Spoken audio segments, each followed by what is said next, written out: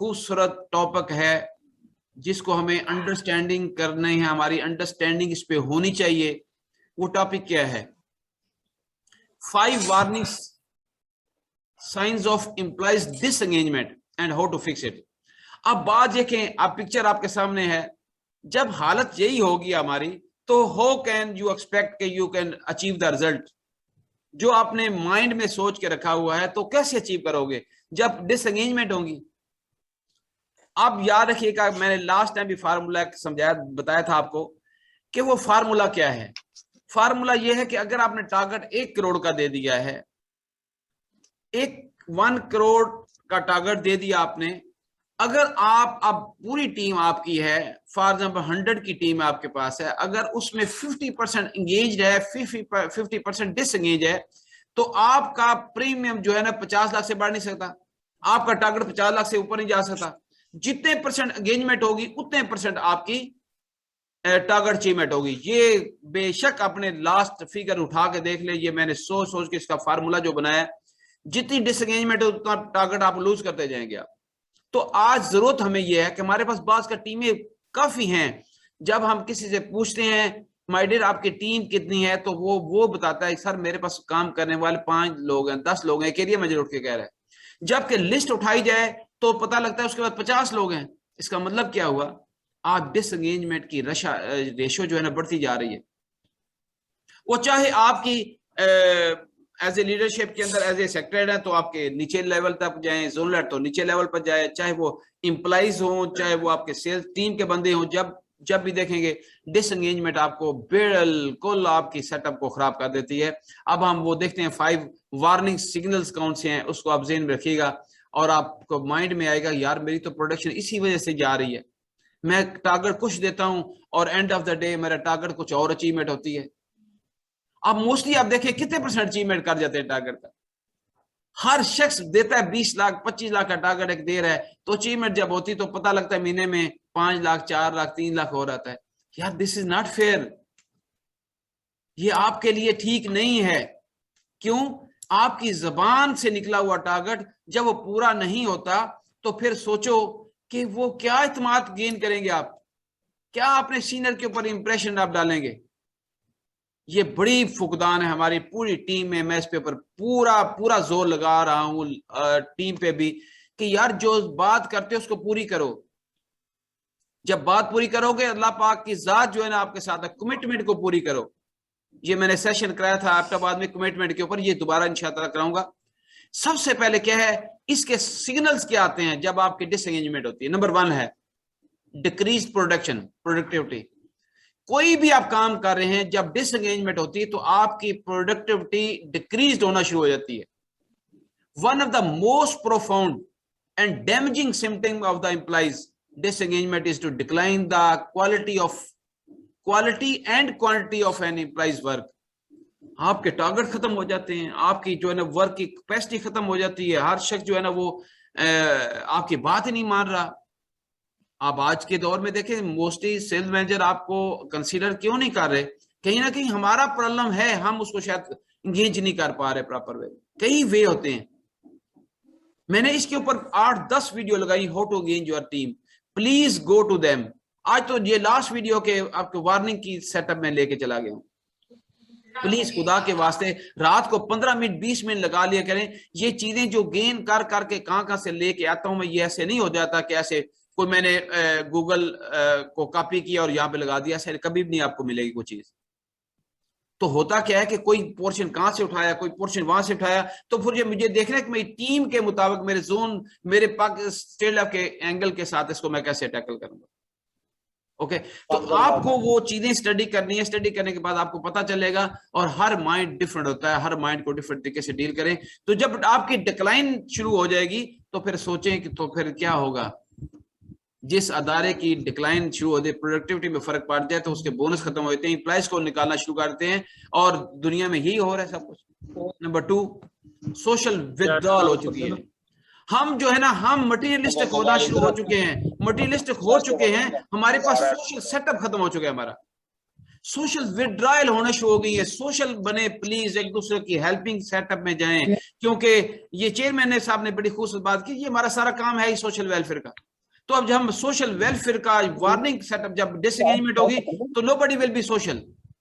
तो सोशल में ये है कि मेरी जिम्मेदारी है कि मैं अपनी टीम की डे एंड नाइट परवरिश कैसे करता हूं, मेरे सेटअप की जिम्मेदारी है। आज भी वो जिम्मेदारी मैं महसूस कर रहा हूं, और आप हर शख्स को ये जिम्मेदारी महसूस करनी है। जैसे आपके घर के बच्चे हैं, उनको किस तरीके से लेके चलते हो। आपको सोशल छोड़ेंगे तो दुनिया आप बिल्कुल जीरो पे चले जाएंगे। नंबर 4 पे अटेंडेंस प्रॉब्लम्स। लोग प्रॉपर वे में अटेंडेंट नहीं करते, चीजों को अटेंड नहीं करते, एंगेज प्रॉपर नहीं हो रहे। मीटिंगों का हालत बुरी हो चुकी है, आपकी मीटिंगों में लोग नहीं आते। प्लीज प्लीज स्टॉप करें टॉक। ये म्यूट करा दें प्लीज सर, प्लीज ये म्यूट करा दें, बहुत डिस्टर्ब कर रहा है। मुझे नहीं आपकी वाइफ को है, वो कॉन्फ्रेंस कॉल सर आप अपनी तरफ से सबको म्यूट कर दें प्लीज।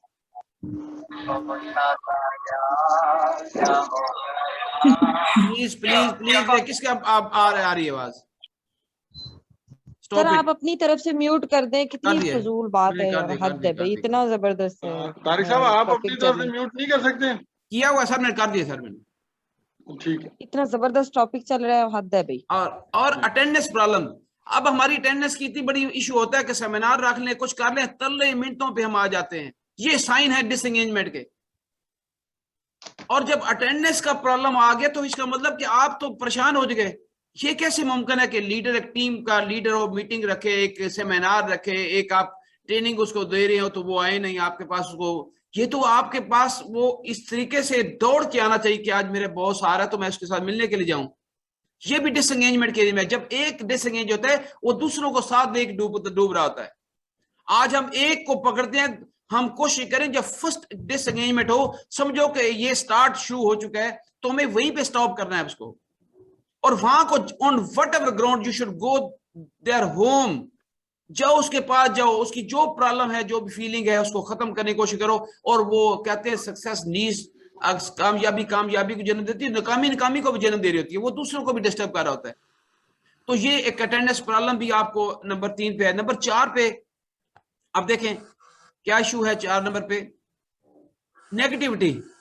आज मैं देखता हूं जब भी मीटिंग होती है, लास्ट टाइम भी एक सेशन हुआ वुड बी में, 2 बंदों ने सिर्फ मीटिंग के अंदर नेगेटिविटी क्रिएट की, उसको टैकल किया गया। उसको जोनल वाज देयर, उन्होंने भी उसको टैकल किया, तो उसका हमने सलूशन निकाला। अगली मीटिंग में हमने इसको क्या करना है। ये नेगेटिविटी हमें तबाह बर्बाद करके रख रही है। एक नेगेटिव सिग्नल कहीं से कहीं जाता है, और मैं दुनिया में ऐसा शख्स आज तक नहीं देखा जो नेगेटिव थिंकिंग का मालिक हो और वो कामयाब हुआ हो। प्लीज ये अपनी टीमों में देखें कौन है जो मेरी टीम को खराब कर रहा है। आपकी नजरें तो उसके आर पार हो जानी चाहिए। आपको नींद कैसे आ जाए कि जिस टाइम आपका एक शख्स नेगेटिव बातें करके चला गया है तो आप सुकून से कैसे बैठ गए। आपको उसका पीछा करना है, उससे पूछना है, उसकी नेगेटिविटी खत्म करनी है आपको। और मोस्टली मैं देखता हूं एक जब मीटिंग होती है तो एक शख्स लीडर बन के अपनी तरफ से आता है। फॉर एग्जाम्पल सेक्रेटरी मीटिंग कर रहा है, एक एरिया मैनेजर उठेगा, या एरिया मैनेजर कर रहा है तो एक वहां से एरिया मैनेजर, सेल मैनेजर उठेगा, वो ऐसी लीडरशिप अपनी तरफ से करेगा और बाकी सारे साथ देना शुरू कर देंगे। इसका मतलब कि मेरे अंदर कमी थी, मैंने उसको गेज नहीं कर सका, शायद मेरी लीडरशिप के अंदर कमी है। और लास्ट जो है ना, lack of initiative to improve. ये 5वां जो खतरनाक है, उसमें इनिशिएटिव्स खत्म हो जाते हैं। जब आपकी डिसएंगेज होगी तो आप एंगेजमेंट की तरफ भागेंगे, तो आपके न्यू इनिशिएटिव कौन लेगा। ये बड़ी इंपॉर्टेंट बात है कि आपको अपने सेक्टर में, अपने जोन में, अपने पाकिस्तान के अंदर, आपके एरिया, हर जगह के ऊपर न्यू इनिशिएटिव को करना है। अब हम मक्खी के मक्खी जैसे मारते जा रहे हैं, एक ही काम पकड़ा, कितना आएगा कितना जाएगा वो हम करते हैं, हम उसके अंदर न्यू नहीं डाल रहे। सर एक बड़ी कमाल की एग्जांपल थी, मैंने एक शख्स से पूछा, sir how many year you have experience. तो एक सेक्टर से पूछ लें या एरिया मैनेजर से पूछ लें या किसी से पूछ लें, तो वो कहते हैं मेरा 25 साल का तजुर्बा है। कि लास्ट टाइम भी मैंने कोट किया था। अब वो 25 साल का अगर तजुर्बा आपका है तो 25 साल में क्या किया हमने। उसने 1 साल का सिस्टम उसको समझ में आ गया, सेक्टर 1 साल में बहुत कुछ समझ आता है, एरिया मैनेजर के सिस्टम को समझ आता है, तो 25 साल उसको रिपीट करता रहा, लेकिन उसमें उसने इंप्रूव इनिशिएटिव नहीं लिया सिर्फ। अगर उसमें वो हर साल कोई एक इनिशिएटिव लेता तो वाकई उसका तजर्बा 25 साल का होता। अब ये 1 साल का तजर्बा है जो 25 साल रिपीट किया गया है। खुदा के लिए दुनिया कहीं से कहीं जा चुकी है, दुनिया पता नहीं कहां से जाइए, लेकिन ये डिसएंगेजमेंट जब होती है तो वही लीडर जो है ना वो इन चक्करों में पड़ जाता है। प्लीज साथ साथ साथ साथ आपके पास अनलिमिटेड मार्केटिंग के लिए कोई वर्किंग आवर्स नहीं होते, अनलिमिटेड टाइम होता है चाहे कुछ भी हो, क्योंकि यू आर द लीडर और आप जान होते हो टीम के लिए। अब मैं इनको फिक्स करने के लिए कुछ बातें करूंगा। ये 5 मेजर हैं सर। इससे पहले मैं तकरीबन 8 से 10 वीडियो प्रेजेंटेशन दे चुका हूं, इसी सेटअप में पड़ी है कि एंगेजमेंट डालें तो आपको 10 वीडियो मेरी मिल जाएगी जिसमें मैंने how to engage the represent, मतलब कि आपकी टीम को कैसे करना है आपने। वो जब एंगेजमेंट आप समझ जाएंगे तो आप डिसएंगेजमेंट को जल्दी पकड़ लेंगे, लेकिन बात यह कि उसको समझने की बात है। अब फिक्स कैसे करें इसको, बात है सवाल यह है कि सिर्फ ओपन कर देना मैटर नहीं है कि बता देना ये प्रॉब्लम है, लेकिन उसको साथ सोल्यूशन देना भी प्रॉब्लम है। ठीक है, तो जो टॉप लीडर कहते come with the problem should be communicated with the solutions. मेरी प्रॉब्लम्स मुझे पता हो सकती हैं, मेरी प्रॉब्लम किसी और को नहीं पता हो सकती। तो उस बंदे से अगर ये बात करें, बेटा अगर आपको प्रॉब्लम है तो let me know what is your solution.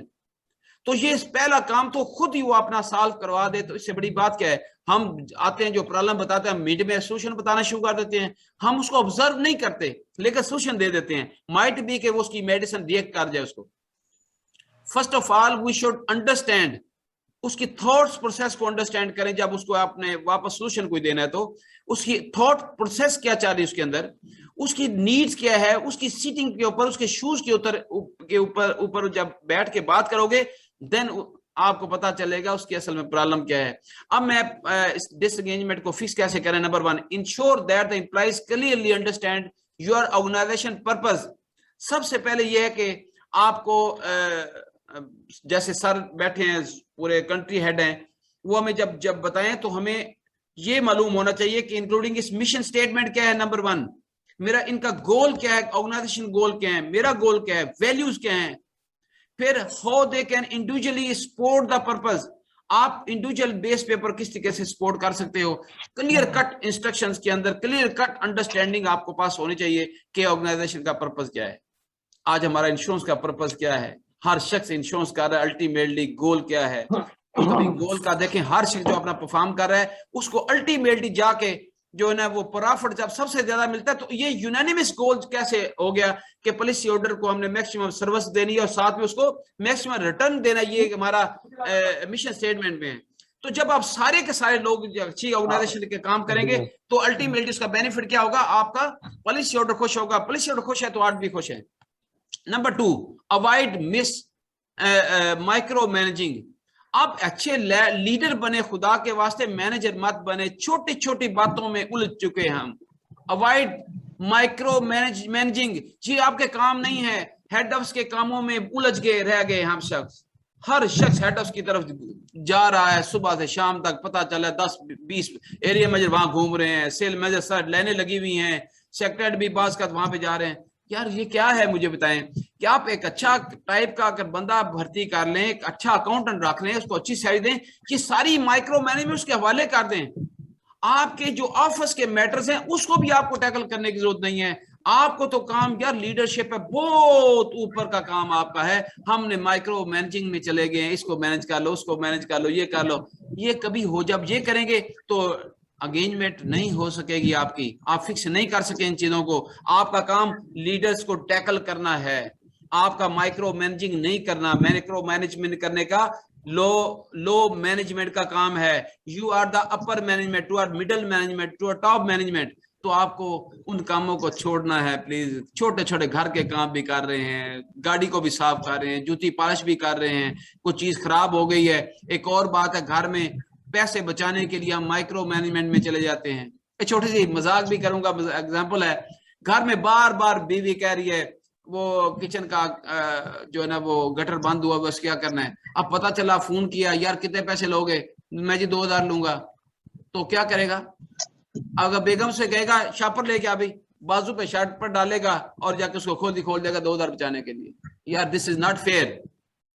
You have a value, you have a, you are leader, तो बात यह कि छोटे छोटे काम दूसरों के हवाले करें। फिर बड़ी खूबसूरत थर्ड बात, इन मुलाजमीन से बात करें, इन टीम लीडर से बात करें जो इस्तीफा के आसार दिखा रहे हैं। ये disengagement leads to the exhibiting the sign of disengagement. क्या होता है कि आप वो निकलना चाहता है, यहां से छोड़ना चाहते हैं आपको। ये आपको talk to employees who are, आप उन बंदों को अलग बिल्कुल कर दें, अलग थलग करके उनके साथ बैठें कि और फिर और क्या करें आप, बी फर्म बट कंपनसेट, क्या होता है, कंपैशनेट, सॉरी, और साबित कदम रहो लेकिन हमदर्दी के साथ उनके साथ बात करो। ठीक है, आप उनके साथ अलग भी लो।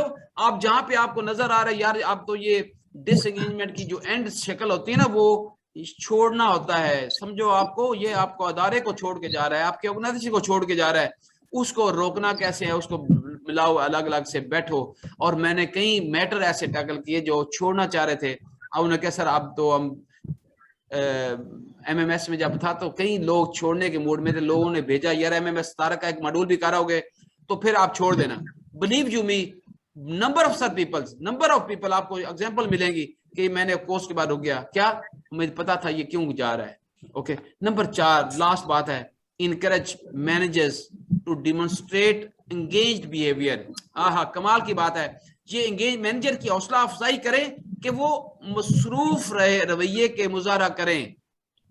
इंगेज्ड बिहेवियर की जरूरत है हमें, और सब कुछ बिहेवियर ही तो होता है। और मैं कहता हूं कभी कभी ये भी होता है कि लास्ट टाइम जो हमारा सेशन को प्रॉब्लम आई तो उसमें कई लोगों ने ये बातें की, छोड़ दो क्या पड़ा है, स्टे लेफ्ट को कोई फर्क नहीं पड़ता अगर आप चले गए। नहीं, ऐसी बात नहीं है। जब एक को कहेंगे तो दूसरों को वो कहेगा, वो तीसरे को कहेगा, तो स्टे लेफ्ट में फर्क पड़ता है।